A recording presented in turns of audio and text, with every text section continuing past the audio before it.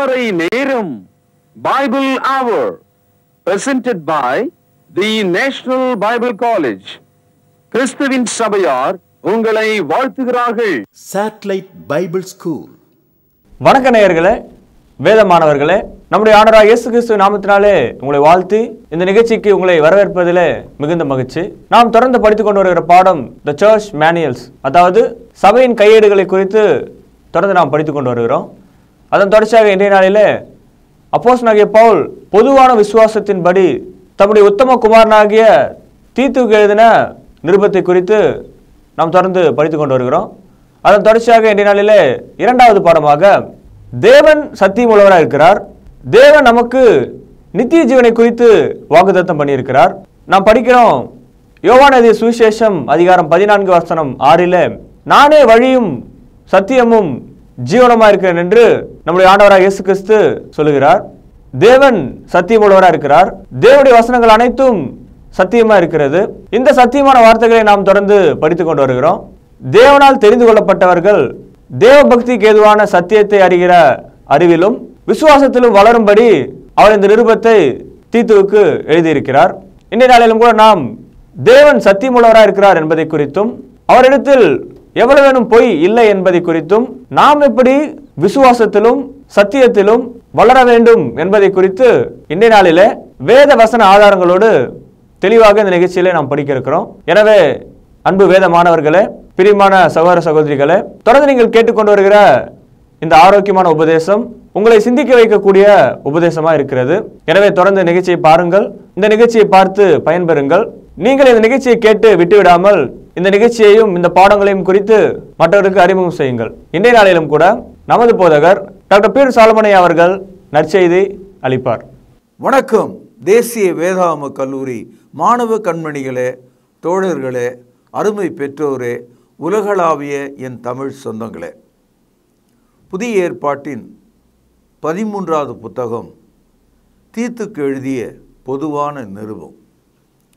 இந்த வான்வழி வகுப்பில் உங்களை ஒரு மாணவராகவும் போதகராகவும் பெற்றோராகவும் தேவ வசனத்தை படிக்கிற ஒருவராகவும் தெரிந்து கொள்வதிலே நான் மிகவும் மகிழ்ச்சி அடைகிறேன். நம்முடைய நிகழ்ச்சியானது நடுநிலையானது. மனிதர்களை பிரியப்படுத்தாமல் கடவுளுடைய வார்த்தைகளை எடுத்து காண்பிப்பது என்னுடைய லட்சிய நோக்கமாக இருக்கிறது. கடவுள் வார்த்தையாக பேசினார், அந்த வார்த்தைகளை நமக்கு பதிவு செய்து தந்திருக்கிறார். God spoke words, now it become a written scriptures. எழுதப்பட்ட வசனங்கள், வாக்கியங்கள் ஸ்கிரிப்சர்ஸ் என்று அழைக்கப்படுகிறது. அதனால தான் பைபிள் முழுக்க இருக்கிற தேவனுடைய வசனங்களை ஸ்கிரிப்சர்ஸ், வேத வாக்கியங்கள் என்று நாம் அழைக்கிறோம். இன்றைக்கி யாராவது நடுவில் நுழைஞ்சி கடவுள் என்கிட்ட பேசினார் அப்படின்னு சொன்னால் அது வார்த்தை. அந்த வார்த்தைக்கும் இந்த பைபிளுக்கும் சம்பந்தம் இல்லை. ஏனென்றால் மனிதர்கள் எப்போதும் வார்த்தைகளை பேசிக்கொண்டே இருக்கிறார்கள். ஆனால் தேவன் எப்போதும் அவர் பேசின வார்த்தைகளை பதிவு செய்து வாக்கியங்களாக மாற்றிவிட்டிருக்கிறார். அதனால்தான் 66 புத்தகங்கள் நாம் பைபிள் என்று நம்புகிறோம்.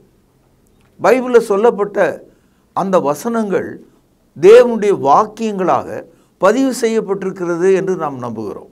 There is a vast difference between word and the scripture. Word is a spoken oral form.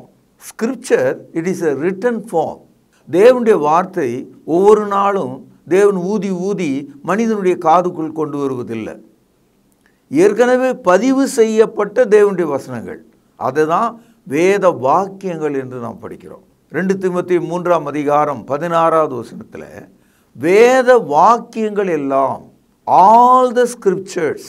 அப்போது ஆதியாகமம் 1:1 வெளிப்படுத்தல் 22:21 வரைக்கும் இருக்கிறவைகள் மட்டும்தான் தேவனுடைய வசனங்கள். அவைகள் வாக்கியங்களாக இருக்கிறது, ஸ்கிரிப்சராக இருக்கிறது.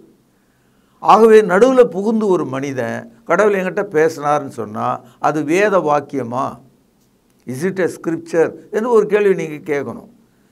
ஏன்னா காலஞ்சென்ற தினகரனிலிருந்து தமிழ்நாட்டில் எத்தனை நட்சத்திர போதகர்கள் ஜனவரி 1ஆம் தேதி வந்தால் கடவுள் என்கிட்ட இதெல்லாம் சொன்னாருன்னு தினமும் பொய் தீர்க்கதரிசனம் சொல்வதை பார்த்து கொண்டிருக்கிறோம். சொல்கிறவன் சொல்லிகிட்டே போட்டோம். ஆனால் அவைகள் வேத வாக்கியங்களா? இந்த கேள்விக்கு அவர்களால் பதில் சொல்ல முடியாது. ஏன்னா வேத வாக்கியங்களாக இருந்தால் அது பதிவு செய்யப்பட்டிருக்க வேண்டும். It must be recorded references, it must be written form. அதனால தான் ஸ்கிரிப்சர் என்ற வார்த்தையை பயன்படுத்துது வேதாகமம். வேதம், வசனம், வாக்கியங்கள். வாக்கியங்கள்லாம் எழுதப்பட்டு விட்டதுன்னு அர்த்தம். அப்போ எழுதப்படாத ஒன்றை மனிதன் பேசிக்கிட்டே இருக்கிறான். என் அன்பு சகோதரர்களே, தீத்து 1வது அதிகாரம் 3வது வசனம் பாருங்கள். பொய்யுரையாத தேவன் ஆதி காலம் முதல் நித்திய ஜீவனை குறித்து வாக்குத்தத்தம் பண்ணி அதை குறித்த நம்பிக்கையை பற்றி தேவ பக்திக்கு ஏதுவான சத்தியத்தை அறிகிற அறிவும் விசுவாசமும் தேவனால் தெரிந்து கொள்ளப்பட்டவர்களுக்கு உண்டாகும்படி. பெரிய வசனம், பல சொற்கள் அடுக்கப்பட்டிருக்கிறது. ஒரு சொல்லையும் நம்ம கவனித்து படிக்க வேண்டும். இதில் கவனிக்க வேண்டிய ஒரு கருத்து என்னன்னா, தேவன் என்ற ஒருவரை குறித்து நாம் அங்கே படிக்கிறோம். காட், அதை கிரேக்க மொழியில் தியோஸ் என்று நாம் படிக்கிறோம். தேவனால் தெரிந்து கொள்ளப்பட்டவர்கள் அப்படின்னு இந்த வசனத்தின் முடிவில் பார்க்கிறோம். அவங்க யார்? Those who are chosen by God. அவங்க யார்? அவங்க தான் கிறிஸ்தவர்கள். அவங்க தான் புதிய ஏற்பாட்டின்படி நடக்கிறவங்க. தேவனால் தெரிந்து கொள்ளப்பட்டவர்களுக்கு தேவன் இங்கே ஒரு செய்தியை சொல்கிறார். தேவனால் தெரிந்து கொள்ளப்படாதவர்களுக்கு இந்த வசனம் பயன்படாது. ஏன்னா அவன் தேவனால் தெரிந்து கொள்ளப்படாதவன். அவன் கல்லையும் மண்ணையும் எதை வேணாலும் எப்படி வேணாலும் நினைக்கிறவனாகவும் வணங்குறவனாகவும் இருப்பான். தேவனால் தெரிந்து கொள்ளப்பட்டவர்களுக்கு தேவனை பற்றி ஒரு சத்தியம் இங்கே சொல்லப்பட்டிருக்கு. அது என்னன்னா, காட் கெனாட் லை, பொய்யுரையாத தேவன். இப்போது ஒவ்வொரு நாட்டிலும் அவங்கவுங்களுக்குன்னு கடவுள்கள் இருக்காங்க. நம் நாட்டில் 33,000 கோடி கடவுள்கள் இருப்பதாக இங்கே இருக்கிற மத சிந்தனைகள், அபிப்பிராயங்கள் இருக்கிறது. எல்லாவற்றுக்கும் ஒரு கடவுளை செய்து கொண்டே வந்த மனிதன் சமீப காலத்தில் நடிகைகளை எல்லாம் கடவுளாக மாற்றியிருக்கிறார்கள். அவர்களுக்கு கோவிலை வைத்திருக்கிறார்கள். அதே போல் கிரிக்கெட் வீரர்களை எல்லாம் கூட கடவுளாக மாற்றி கையில் அந்த பேட்டை கொடுத்து வணங்குவதை நாம் பார்க்கிறோம். அது அவங்களுடைய விருப்பம். ஆனால் பைபிளில் படிக்கிற அந்த தேவன் ஒருவர் தான். God is one. ரெண்டாவது, அவருடைய தனித்தன்மை என்னன்னு கேட்டிங்கன்னா, அவர் ஆவியாக இருக்கிறார். யோவான் 4வது அதிகாரம் 24வது வசனம். God is a spirit. அப்படியானால் he doesn't have a physical form. அவருக்கு ஒரு உடல் தன்மை, ஒரு வெளித்தோற்றம் இல்லை. அவர் ஆவியாக இருக்கிறார். எல்லா இடங்களிலும் வியாபித்து இருக்கிறார். அதனால் பைபிள் ஒரு சேலஞ்ச் பண்ணுது. வானம் எனக்கு சிங்காசனம், பூமி எனக்கு பாதப்படி, நான் தங்கி இருக்கத்தக்க ஆலயத்தை மனிதன் தன்னுடைய கரத்தினால் கட்ட முடியுமா என்று கேட்கிறார். Can a man build the temple of God? ஒரு மனிதன் தன்னுடைய கரத்தினால தேவன் குடியிருப்பதற்கான கோவிலை கட்ட முடியுமான்னு கேட்கிறார். இந்த கேள்வி அறிவுபூர்வமான ஒரு கேள்வி. அதனால தான் புதிய ஏற்பாடு ஆவியா இருக்கிற கடவுளை தொழுது கொள்ளுதல் என்ற வார்த்தையின் கீழே தொழுகையை நிறைவேற்றுகிறார்கள். People worship God since God is a spirit. If God is an idol, people serve him. கடவுள் விக்கிரகமாக இருந்தால் தான் அவரை ஆராதிக்க முடியும். கடவுள் ஆவியாக இருக்கும்போது அவரை நாம் தொழுது கொள்ள வேண்டும். இந்த புதிய ஏற்பாடு முழுவதும் 36 இடங்களில் தொழுகை என்ற சொல்லை நீங்கள் பார்க்கலாம். சில மட்டமான தமிழ் அறிஞர்கள், உங்களை போன்றவங்க சில பேர், தொழுகின்ற வார்த்தையெல்லாம் தமிழில் கிடையாது, இந்த மூடனை நான் என்னன்னு சொல்கிறது. நம்ம நாட்டில் இருக்கிற ஔவையார் 2000 வருஷத்துக்கு முன்னால் வாழ்ந்ததாக சொல்கிறாங்க. அப்படி அவங்க வாழ்ந்த காலத்தில் அவங்க சொன்ன ஒரு வார்த்தை உங்களுக்கு சொல்கிறேன். ஆலயம் தொழுவது சாலமும் நன்று அப்படின்னு சொன்னாங்க. தொழுதல் என்ற வார்த்தையை கம்பராமாயணத்தில் கூட நீங்கள் படிக்கலாம். இலக்கியத்தில் பல இடங்களில் நீங்கள் மேற்கோளாக பார்க்கலாம். அப்போது அழகான ஒரு தமிழ் சொல் நமக்கு இருக்கிறது. இந்திய நாட்டில் உள்ள மற்ற மொழிகளில் இருக்கவங்களுக்கு இந்த சொல் கிடையாது. அதனால் அவங்க எல்லாருமே ஆராதனைன்னு தான் சொல்லுவாங்க. வடக்க இருக்கிறவங்களும், ஆந்திராவில் இருக்கவங்களும், கேரளாவில் இருக்கவங்களும், வேறு மொழிகளில் அங்கே சமஸ்கிருதம் கலந்து இருக்கிறதுனால அவங்களுக்குன்னு தனி சொல் கிடையாது.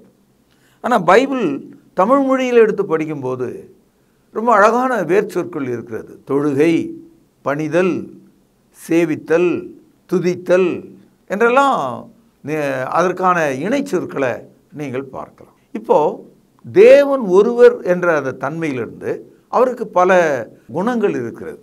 இப்போ உதாரணமாக தேவன் பரிசுத்தம் உள்ளவர், காட் இஸ் ஹோலி. தேவன் நீதி உள்ளவர், காட் இஸ் ரைச்சியஸ். இப்போது தேவனுடைய தன்மைகளை எல்லாம் கூட நம்ம படிக்கிறோம். அதில் ஒரு தன்மை, தேவனால் பொய் சொல்ல முடியாதுன்னு இந்த வசனம் சொல்லுது. God cannot lie. இந்த வார்த்தையை கேட்கும்போது ஒரு பெரிய ஆணி எடுத்து நம்முடைய நெத்தியில் அடித்த மாதிரி இருக்குது. நம்ம இவ்வளோ நாள் கடவுள்ன்ற ஒரு வார்த்தையை ஒரு மாய வலைக்குள்ளே இருந்து நம்ம நினச்சிக்கிட்டு இருந்தோம்.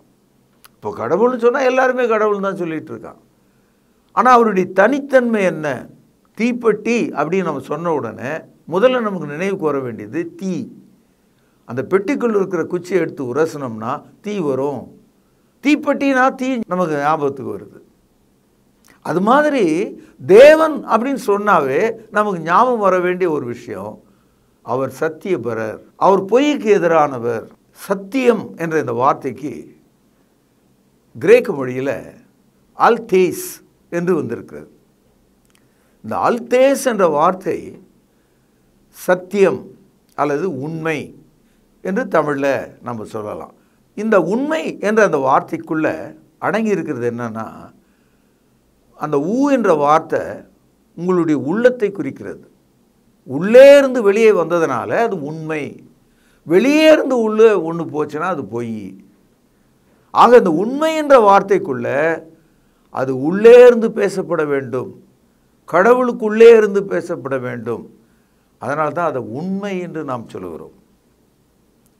என் அன்பு சகோதரர்களே, தேவனால் பொய் சொல்ல முடியாது என்பதை நீங்கள் விளங்கி கொள்ளாத வரைக்கும் உங்களுக்கென்று ஒரு தேவன் இல்லாமல் தான் இருப்பார். ஏன்னா அதை பற்றி அக்கறை உங்களுக்கு இல்லை. எண்ணாகமும் 23ஆம் அதிகாரம் 19ஆம் வசனம், பொய் சொல்ல தேவன் ஒரு மனிதன் அல்ல, மனம் மாற அவர் ஒரு மனுபுத்திரனும் அல்ல. அவர் சொல்லியும் செய்யாதிருப்பாரா? அவர் வசனித்தும் நிறைவேற்றாது இருப்பாரா? ஆகவே பொய் சொல்லுவது தேவனுக்கு கூடாத ஒரு காரியம். Therefore God cannot lie. தேவனால் பொய் சொல்ல முடியாது. சகோதரர்களே, இந்த சத்தியம் என்ற வார்த்தை, உண்மை என்ற வார்த்தை இருக்க, அதை நம்ம சரியாக புரிஞ்சுக்கணும்னா ஒரு ஆப்போசிட் வார்த்தையை நம்ம முதல்ல சொன்னோம்னா கரெக்டாக புரிஞ்சுக்கலாம். இப்போது இனிப்பு என்ற வார்த்தைக்கு ஆப்போசிட்டு கசப்பு. இப்போ உங்களுக்கு விளங்குச்சு. வெளிச்சம் ஆப்போசிட் வார்த்தை இருட்டு. வாழ்வு ஆப்போசிட் வார்த்தை சாவு. இப்போது தேவன் என்ற அந்த வார்த்தைக்கு வரும்போது ஆப்போசிட் வார்த்தை விக்கிரகம். அதே போல் சத்தியம் என்ற ஒரு வார்த்தை இருக்குதுன்னு வைங்க, அதுக்கு ஆப்போசிட் என்ன சொல்லுவீங்க? பொய். அப்போது சத்தியத்தை நம்ம புரிஞ்சுக்கணும்னா எதெல்லாம் பொய்யோ அதை விட்டுட்டு சத்தியத்தின்படி நாம் நடக்கணும். முதல்ல ஒன்று கவனிக்கணும், தேவன் சத்தியம் உள்ளவர் அப்படின்னு நீங்கள் நினச்சா அவருடைய வசனங்கள் சத்தியமாக இருக்கிறது என்பதை நாம் புரிந்து கொள்ளலாம். ஆக சத்தியத்தை ஒரே வரியில் அழகாக சொல்லணும்னா, that which do not agree with truth. எது சத்தியத்தோடு ஒத்து போலையோ அதான் பொய். பொய் என்பது என்ன? பொய் எப்போதும் சத்தியத்தோடு இணையாது, சேராது. that which do not agree with the truth. ஆகவே சத்தியம் என்றால் என்ன என்ற ஒரு தனி கேள்வியை நீங்கள் புரிந்து கொள்ள ஆரம்பித்தாலே ஒரு ஜீவனுள்ள தேவனையும் பைபிள் உள்ள வசனங்களையும் விசுவாசிக்க நீங்கள் ஆரம்பித்து விடுவீர்கள். யோவான் எழுதிய சுவிசேஷம் 14ஆம் அதிகாரம் 6வது வசனம், அதற்கு இயேசு, நானே வழியும் சத்தியமும் ஜீவனுமாயிருக்கிறேன், என்னாலே அல்லாமல் ஒருவனும் பிதாவினிடத்திலே வாரான் என்று சொன்னார். அதாவது இயேசு 3 காரியங்களை சொல்கிறார்: வழி, சத்தியம், ஜீவன். தமிழ் இதை அப்படியே சொல்லலாம், வழி, வாழ்வு, இப்படி நாம் எடுத்துக்கொள்ளலாம். இயேசு கிறிஸ்து இந்த இடத்துல நானே என்ற ஒரு சொல்ல ஆரம்பிக்கிறார். அதாவது வழியாகவும் இருக்கிறார், சத்தியமாகவும் இருக்கிறார், உயிராகவும் இருக்கிறார். இந்த சத்தியத்தின் மூலமாகத்தான் நீங்கள் தேவனிடத்தில் வர முடியும் என்று சொல்கிறார். அப்போ ஒரு ஜீவனுள்ள தேவனிடத்தில் நாம் சேருவதாக இருந்தால் நமக்கு இயேசு தேவை. இயேசு கிறிஸ்து நமக்கு எப்படி இருக்கிறார்? வழியாக இருக்கிறார், சத்தியமாக இருக்கிறார், ஜீவனாக இருக்கிறார். யோவான் 8:32 சத்தியத்தையும் அறிவீர்கள், சத்தியம் உங்களை விடுதலையாக்கும். You shall know the truth shall set you free.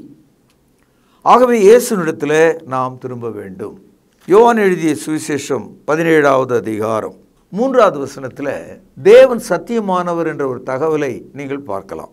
ஏனென்றால் மெய் தேவனாகிய உம்மையும் நீர் அனுப்பினவராகிய இயேசு கிறிஸ்துவையும் அறிவதே நித்திய ஜீவன்.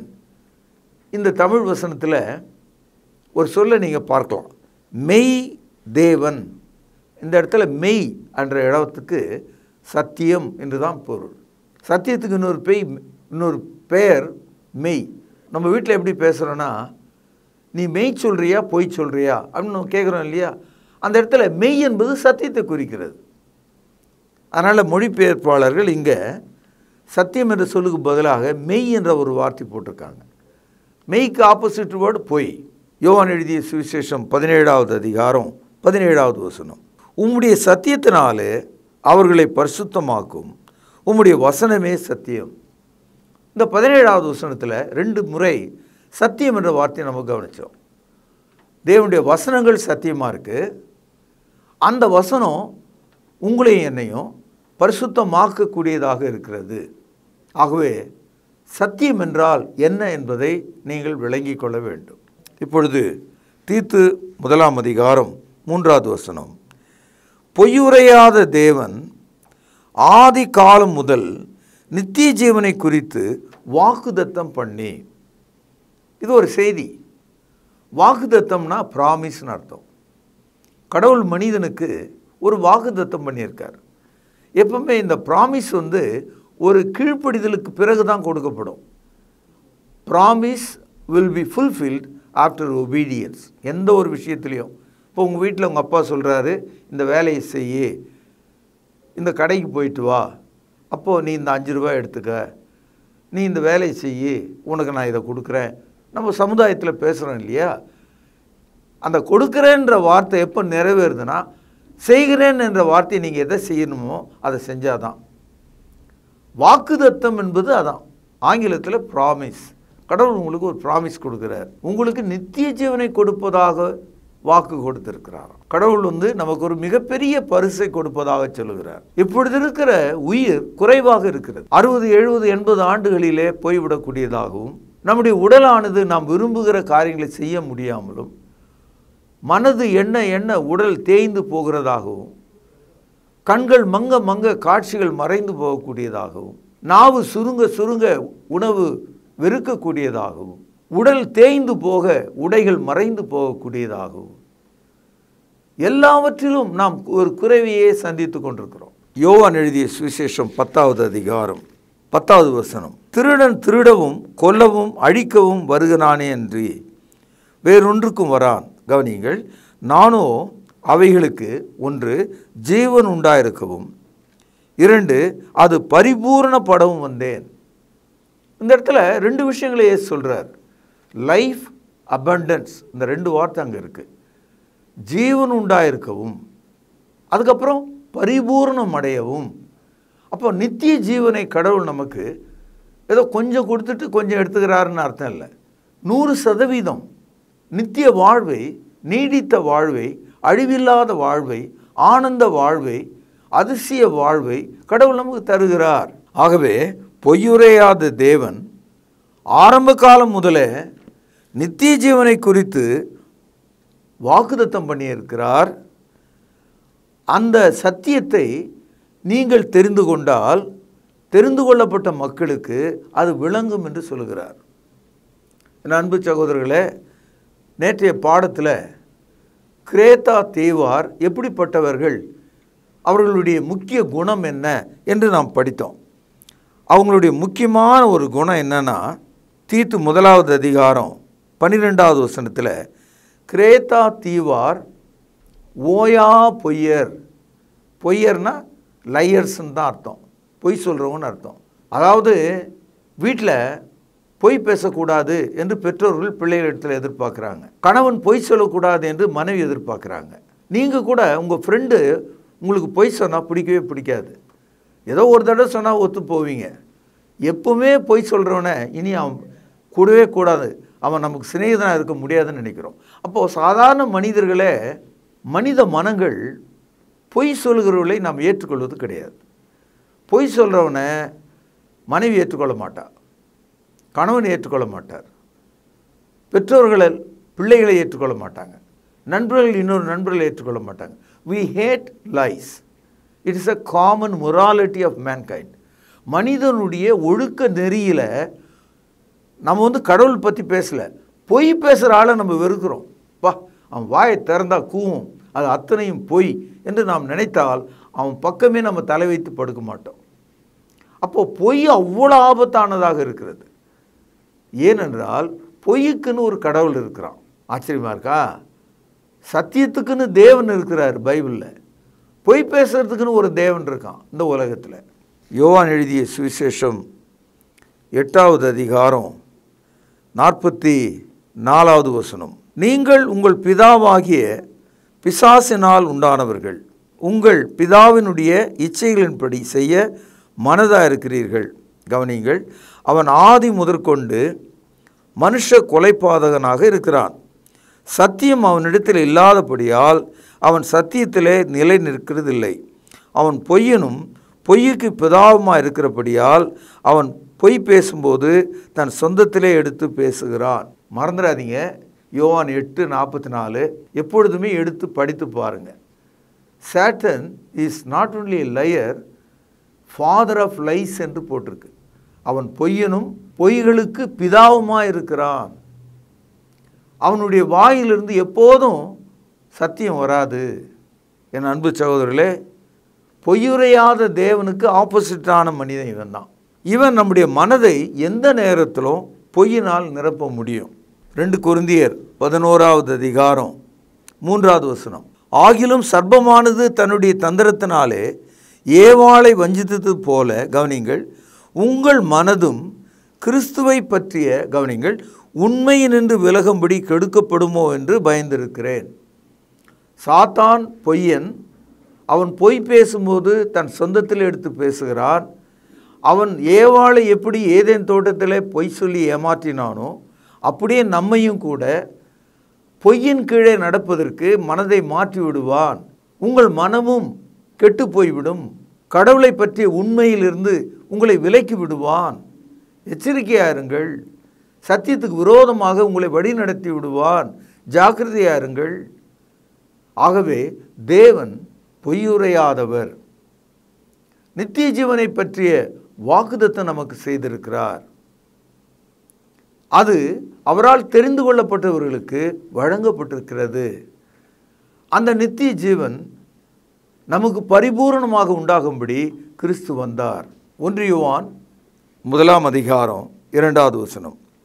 அந்த ஜீவன் வெளிப்பட்டது, பிதாவினிடத்திலிருந்தும் எங்களுக்கும் வெளிப்பட்டதுமான நித்தியமாயிருக்கிற அந்த ஜீவனை நாங்கள் கண்டு அதை குறித்து சாட்சி கொடுத்து அதை உங்களுக்கு அறிவிக்கிறோம். அதாவது நித்திய ஜீவனை கொடுக்கிற இயேசு கிறிஸ்து மனிதனாக வெளிப்பட்டார்.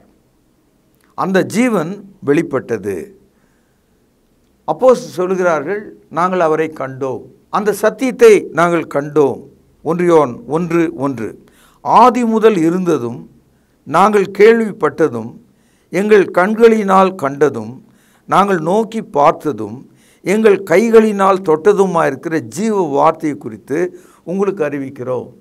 சத்தியத்துக்கு இன்னொரு பெயர் ஜீவ வார்த்தை, லிவிங் வேர்ட்ஸ். இயேசு கிறிஸ்து அந்த ஜீவன் என்று சொல்கிறார். சகோதரர்களே, இந்த நித்திய ஜீவனை தேவன் மனிதனுக்கு கொடுக்கும்போது அதற்கான ஒரு விலையை உங்களிடத்தில் அவர் கேட்கவில்லை. எத்தனையோ பொருளை அரும்பாடுபட்டு சேமித்து நாம் வாங்குகிறோம். பள்ளியில் படிக்கும்போது காசு சேர்த்து ஒரு கம்ப்யூட்டர் வாங்குகிறோம். அதனுடைய அருமை அந்த வாங்கின பையனுக்கு தான் தெரியும். ஒரு செல்போன் வாங்குகிறோம். பெற்றோர்கள் கஷ்டப்பட்டு ஒரு நிலத்தை வாங்கி வீட்டை கட்டுறாங்க. அதுக்கு பிறகு அதனால் கடனில் அவங்க மூழ்கி போகிறத கூட நம்ம பார்க்குறோம். அரும்பாடுபட்டு சம்பாதிக்கிறவனுக்கு அந்த வேர்வையினுடைய வலி என்னன்னு அவனுக்கு தெரியும். அது மாதிரி கடவுள் நமக்கு கொடுக்குற அந்த நித்திய ஜீவனுக்கான வலி என்னன்றதை நீங்கள் புரிஞ்சுக்கணும்.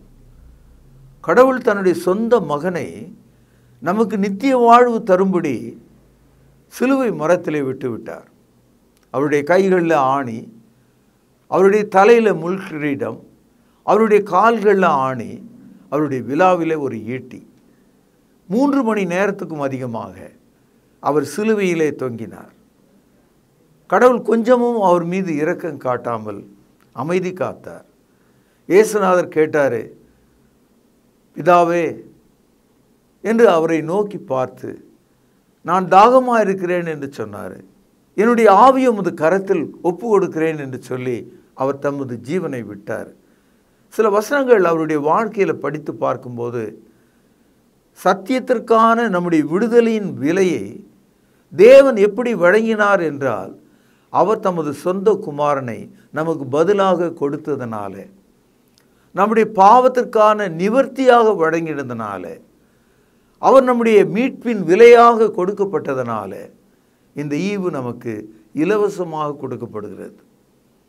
கிறிஸ்தவத்தை மக்கள் புறக்கணிக்கிறதுக்கு ஒரு காரணம், இதுக்கு எந்த விலையும் இல்லைன்னு சொன்னதுனால விலையில்லாத எதையுமே மனுஷன் மதிக்க மாட்டான். அது அவனுடைய பண்பாடு. ஒன்றுமே இல்லாத ஒரு குண்டூசியை இது தங்க குண்டூசின்னு சொல்லி கொடுத்து பாருங்கள், கண்டிப்பாக வீட்டுக்கு கொண்டு போய் மனைவிக்கு ஒரு மூக்குத்தியாக செய்யணும்னு முயற்சி எடுப்பான். ஆனால் ஒரு இரும்பு குண்டு ஊசியை கொடுத்தா அதை வீசி எறிந்து விடுவான். இலவசமாக கொடுத்தா அக்கறை இல்லாமல் போயிடுவான். ஆனால் தேவனோ இரக்கமுள்ளவர், எல்லா மனுஷனுக்காகவும் தன்னுடைய சொந்த குமாரனை கொடுத்தவர். நீங்கள் அவரை விசுவாசித்தால் உங்களுக்கு நித்திய ஜீவன் உண்டு என்ற வாக்குத்தத்தை கொடுத்திருக்கிறார்.